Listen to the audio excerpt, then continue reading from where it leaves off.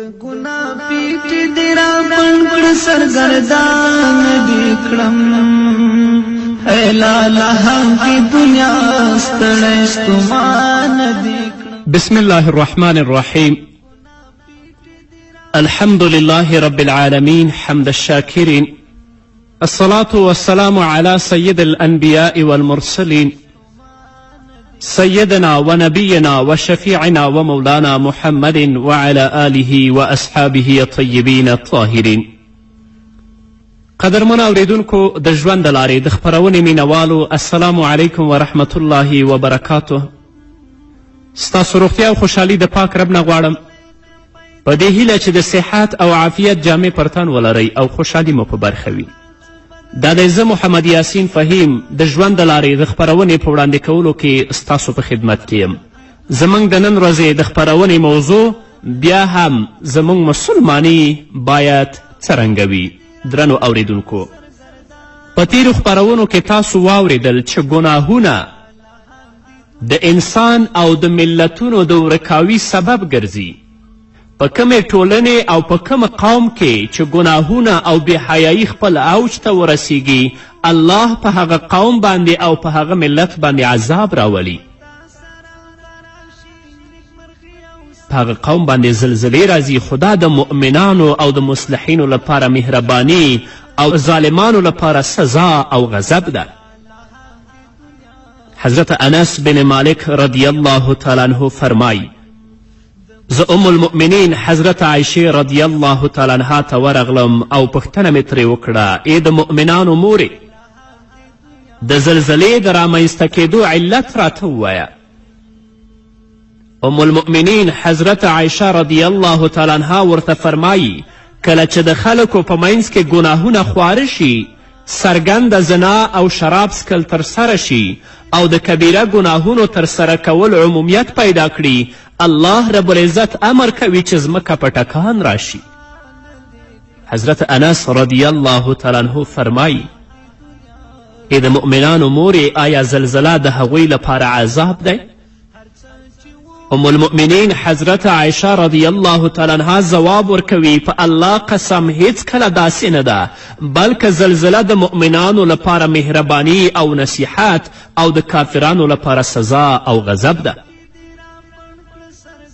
آیا د حضرت عایشې رضی الله تعالی عنها نظر او د هغې د نظر ارزښت مو درک کړ چې کله په مسلمانانو باندې په اسلامي ټولنه کې یو عذاب راځي، دا د مسلمانانو لپاره نصیحت دی چې باید دوی ګناه پرېږدي، نور الله ته متوجه شي او د خپل رب نه د خپلو ګناهونو بخښنه وغواړي.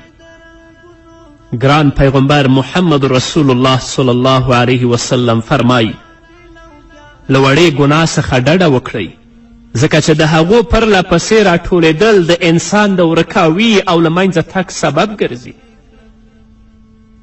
هیڅکله واړه ګناهونه بې ارزښته او کم مه ګڼئ، ځکه واړه ګناهونه لږ لږ راټولیږي چې تر غاړې پورې رسیږي او بیا د غاړې د ماتولو سبب او لامل ګرځي. حضرت انس رضی الله تعالی عنه فرمایي، تاسو هغه کارونه ترسره کوئ چې ستاسو په نظر له ویښته څخه بې ارزښته او ډیر نری دي، حال دا چې موږ هغه د پیغمبر صلی الله علیه وسلم په وخت کې له موبقاتو څخه ګڼل.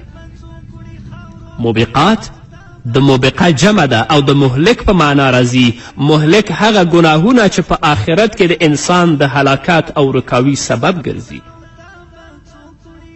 درنو اوریدونکو، دغسې حالت د پیغمبر علیه الصلاة والسلام له مړینې څخه 20 کاله وروسته سره برابریږي چې حضرت انس وایي.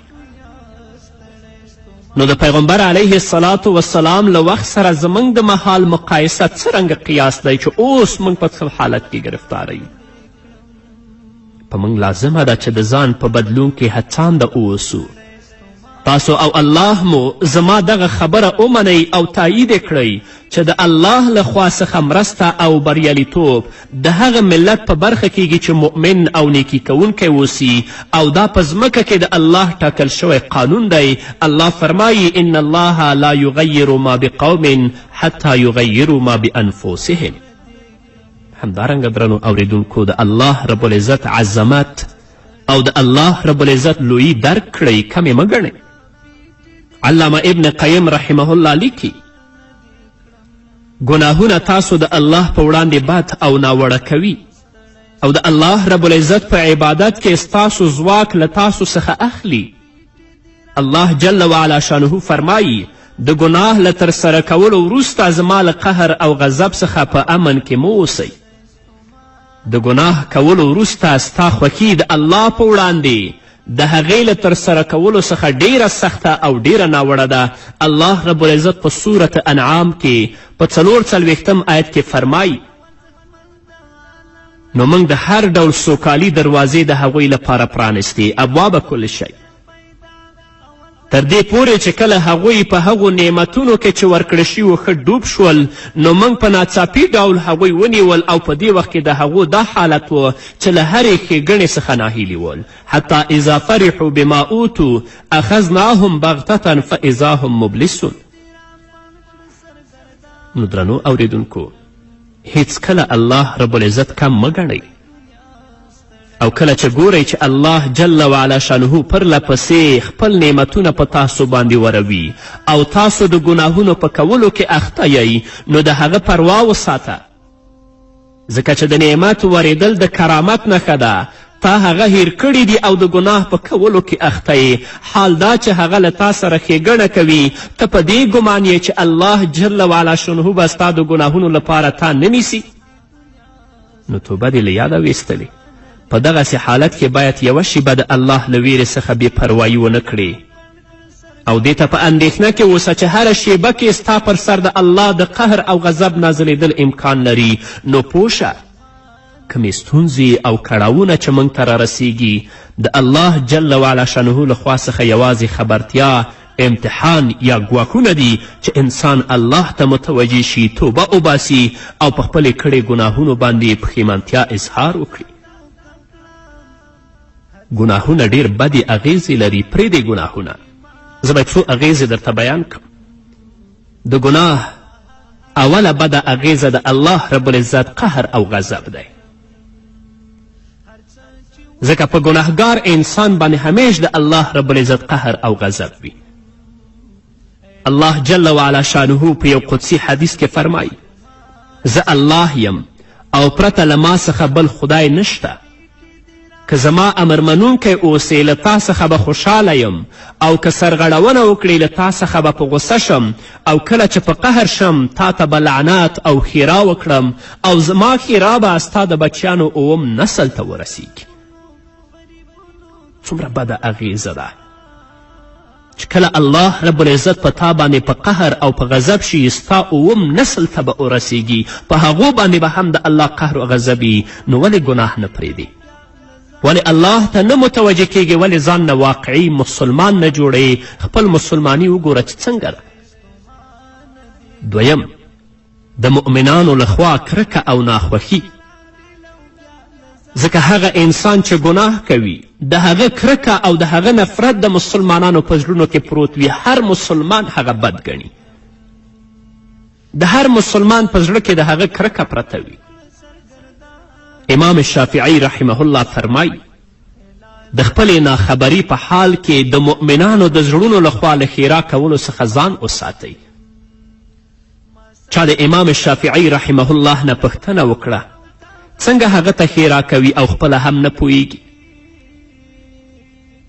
امام شافعی رحمه الله وفرمیل هغه کس د الله د امرونو مخالف عمل کوي او د ګناه کوونکو څخه ګرځي بیا الله جل وعلا شانه له هغه څخه کرکه او ناخوښي د مؤمنانو په زړونو کې رامنځته کوي. ځکه ګناهګار انسان چې تل په ګناه اخته وي د مسلمانانو په زړونو کې د هغه کرکه او نفرت پروت وي. څوک هم هغه پلید نه خوښوي. د دې نه بله بده اغیزه شته؟ راځه په خپلو نیکو اعمالو سره ښایسته اعمال سره او ښایسته اخلاقو سره ځان د مسلمانانو په زړونو کې محبوب وګرځوه تر څو ستا مینه د هغوی په زړونو کې پرته وي. دریم د الله جل جلاله له روزي څخه بې برخې کیدل. کما انسان چې تل لپاره په ګناه اخته وي په فساد باندې اخته وي الله رب العزت په هغه باندې خپله روزي کموي. الله یې د خپلې روزي نه بې برخې کوي ځکه روزي او رزق له آسمان څخه نازلیږي، نو د بنده لخوا د ګناه په ترسره کولو سره د هغې نازلیدل پرې کیږي. هیڅکله روزي کمښت نه مومي مګر د انسان د ګناه له امله. چې انسان ګناه وکړه الله به پې مصیبتونه راولي، الله به روزي کموي. د دې نه بله بده اغیزه به د کم ځای شي. څلورم، له علم څخه بې برخې کیدل. ګنهګار انسان د علم نه بې برخې وي. دا ډېر لوی اعلان دی د علماو د ملایانو لپاره. که غواړي چې الله رب العزت هغوی ته نافع علم نصیب کړي او په خپل علم باندې د الله رب العزت بندگانو ته خدمت وکړي، نو هغوی د ګناه پرېږدي. ځکه ګنهګار انسان الله رب العزت د علم نه بې برخې کوي. امام مالک رحمه الله امام شافعي رحمه الله ته وویل، الله جل جلاله ستا څیرې ته د علم په رڼا سره رڼایي ورکړې ده، نو د هغه رڼا د ګناهونو په کولو سره مه خاموشه کوه. ځکه د ګناهونو په کولو سره د علم رڼایي خاموشه کیږي، کمیږي. امام شافعي رحمه الله د قرآن کریم په یادولو کې له خپلې ناکامي څخه شکایت وکړه او له خپل استاد څخه ځواب غواړي. څه وایي امام شافعي صاحب؟ شکوت الى وکیع سوء حفظي فارشدني الى ترك المعاصي وقال لي ان العلم نور ونور الله لا يهدى للعاصي. وکیع ته مې له خپلې بدې حافظې څخه شکایت وکړه چې زما حافظه خرابه ده، قرآن مې نه یادیږي، سبق مې نه یادیږي. نو امام شافعي صاحب وایي هغه زه د ګناهونو خوشې کولو ته وهڅولم چې ګناه پرېږده، او ما ته یې وویلې چې علم رڼا ده او الهي رڼا ګنهګار ته نه ورکول کیږي. پنځم، سخت آفتونه.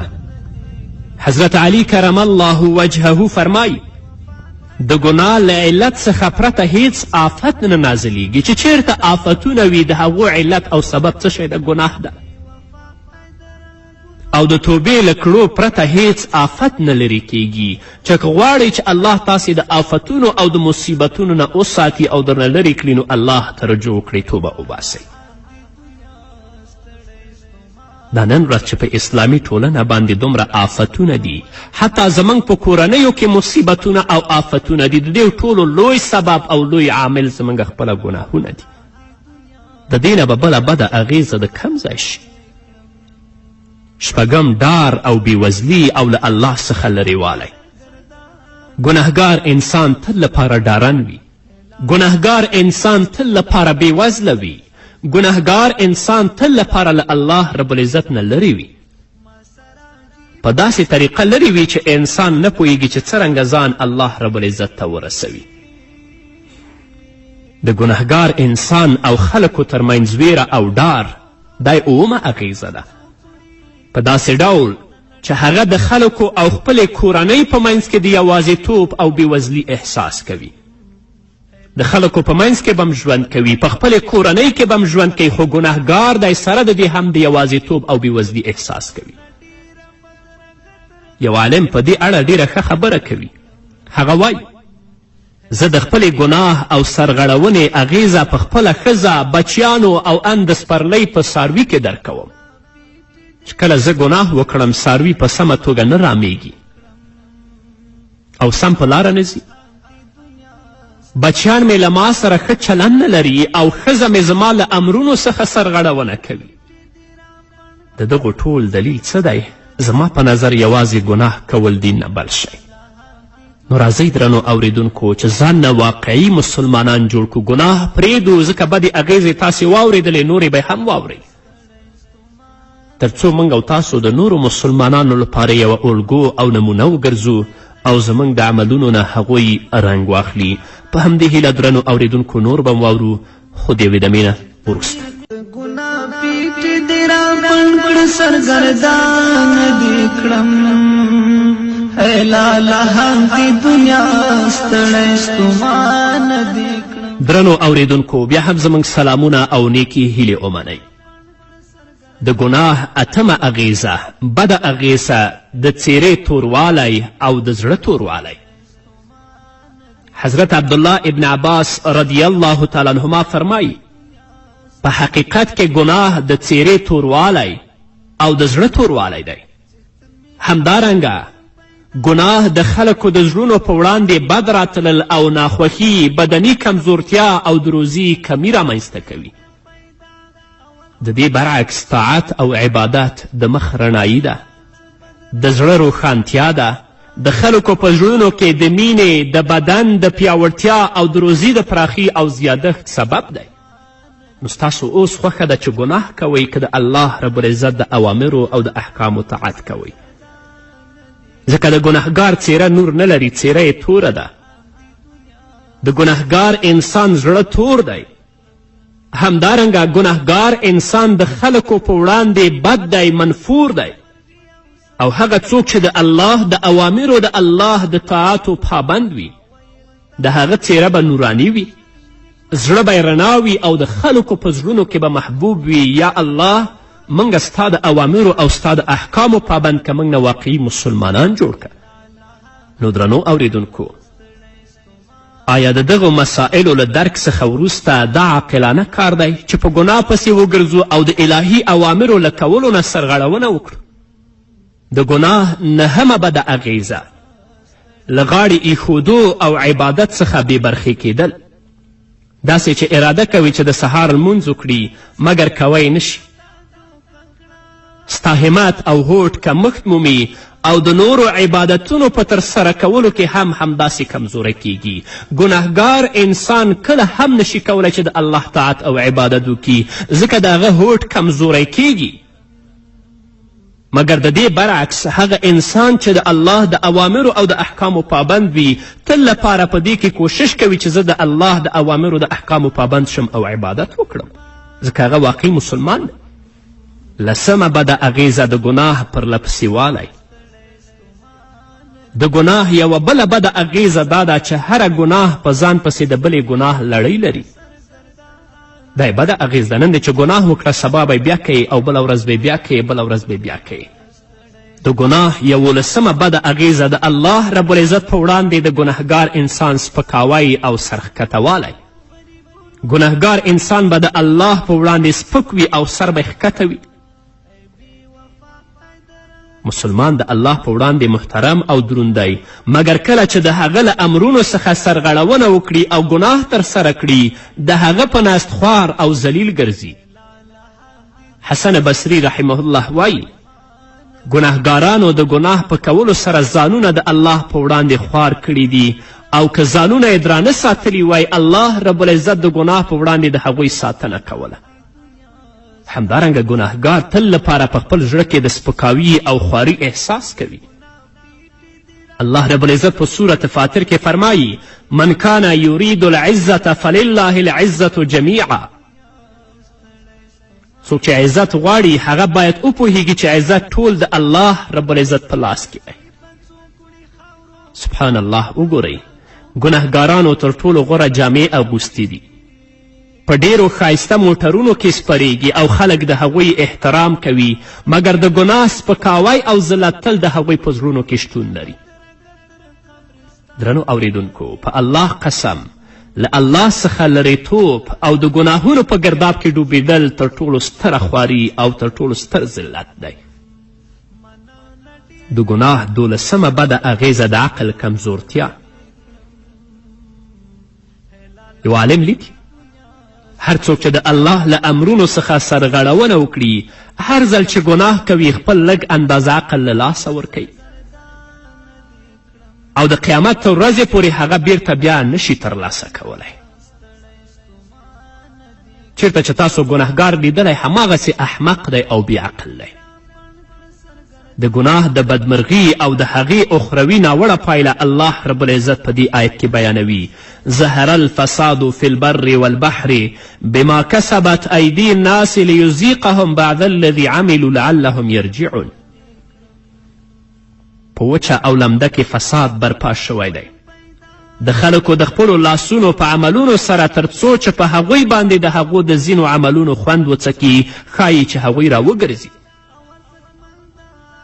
همدارنګه الله رب العزت په صورت هود کې فرمایي وما ظلمناهم ولکن ظلموا انفسهم موږ په هغوی ظلم نه دی کړی هغو په خپله ځان ظلم وکړه چې کله یو انسان ګناه وکړي د الله رب العزت د اوامرو او د احکامو نه سرغړونه وکړي الله په هغه باندې عذاب راولي الله په هغه باندې مصیبت راولي نو په خپل ځان باندې دوی ظلم کړی چې ګناه یې کړي د ګناه 14مه بده اغیزه چې ډیره خطرناکه ده د ژبې خیانت په هغه ورځ چې تر ټولو زیاته اړتیا ورته ویني تاسو به پوښتنه وکړئ چې ژبه څرنګه زموږ سره خیانت کوي د مرګ په مهال کله چې غواړي چې د شهادت کلمه په ژبه ووایي ژبه خیانت کوي او د هغې کلمې په ویلو به ونه توانیږي تا ته به وایي څوک چې ستا په خوا کې ناست دي اشهد ان لا اله الا الله و اشهد ان محمد رسول الله ته به ځواب ورکوې چې کولی نشم تا نه به پوښتنه کوي ولې آیا هغه دې یاده نه ده ته به ورته وایې یاده مې ده مګر کولی نشم چې هغه تلفظ کړم پوهیږې ولې داسې ده ځکه ګنهګار یې ګنهګار انسان سره ژبه هم خیانت کوي د مرګ په وخت کې به هغه د شهادت کلمه نشي لوستلی سبحان الله پر ژبه باندې د هغو کلمو ویل د درانه غره په څیر دی فکر وکړئ چې هغه ونه کړی شي د شهادت کلمه په ژبه ووایي او همداسې مړ شي په الله قسم ډیره خطرناکه ده آیا اوس هغه مهال را رسېدلی نه ده چې ګناهونه پرېږدو او الله ته نږدې شو که ته یوازې او که د خلکو ترمنځ باید ګناه ترسره نه کړي همیش له ګناه نه ځان وساتي د ابن ماجه حدیث دی محمد رسول الله صلی الله علیه وسلم فرمای د خپل امت یوه ډله پیژنم چې الله جل وعلا شانه د قیامت په ورځ د هغوی نیکي چې د تهامې د سپینو غرونو په څیر دي د خورو زرو په څیر تیتوي او له منځه وړي یعنې ډېرې زیاتې نیکي لري خو الله څخه هیڅ کم ارزښت نه لري حضرت ثوبان رضی الله تعالی عنه وفرمیل ای د الله رسوله د هغوی صفتونه موږ ته بیان کړه څو له هغوی څخه ونه اوسو ځکه چې موږ هغوی نه پیژنو پیغمبر علیه الصلاة والسلام وفرمیل هغوی ستاسو ورونه او ستاسو له نژاد څخه دي ستاسو په څیر د شپې څه برخه په تهجد لمانځه تیروي مګر په یوازیتوب کې د الله له پولې څخه پښه اړوي او د ګناه کوونکي ګرځي کله چې ستاسو په منځ کې وي ښه د الله د طاعت او عبادت پابنده اما کله چې یوازې شي هغه فسادونه کوي چې یو انسان سره هم نه ښایي نو درنو اوریدونکو مسلمانانو ورونو او خویندو د خپلو ګناهونو په وړاندې د الله په صبر باندې مه غره کیږئ او د الله لیدل د ځان په لورې سپک مه ګڼئ د الله نیول بیا ډیر سخت دي او الله رب العزت دې موږ او تاسو ټول له ګناهونو نه وساتي الله رب العزت دې موږ ته توفیق راکړي چې د الله رب العزت د اوامرو او د احکامو پابند شو تر څو زموږ رب زموږ نه راضي شي په همدې هیله درنو اوریدونکو دا وه زموږ د نن ورځې خپرونه چې ستاسو درانه حضور ته وړاندې شوه تر بلې خپرونې پورې چې زه بیا هم ستاسو درانه حضور ته راځم تاسو ټول په لوی الله سپارم پاتې ژوند مو نیکمرغه ښاد بریالي او کامیاب اوسئ قبرستان دې کړم هلا لها دې دنیا ستړی ستومان دې کړم د ګناه پیټې دې را پڼ کړه سرګردان دې کړم هلا لها دې دنیا ستړی ستومان دې کړم الا لها دی دنیا ستړی ستومان دې کړم الا لها دی دنیا ستړی ستومان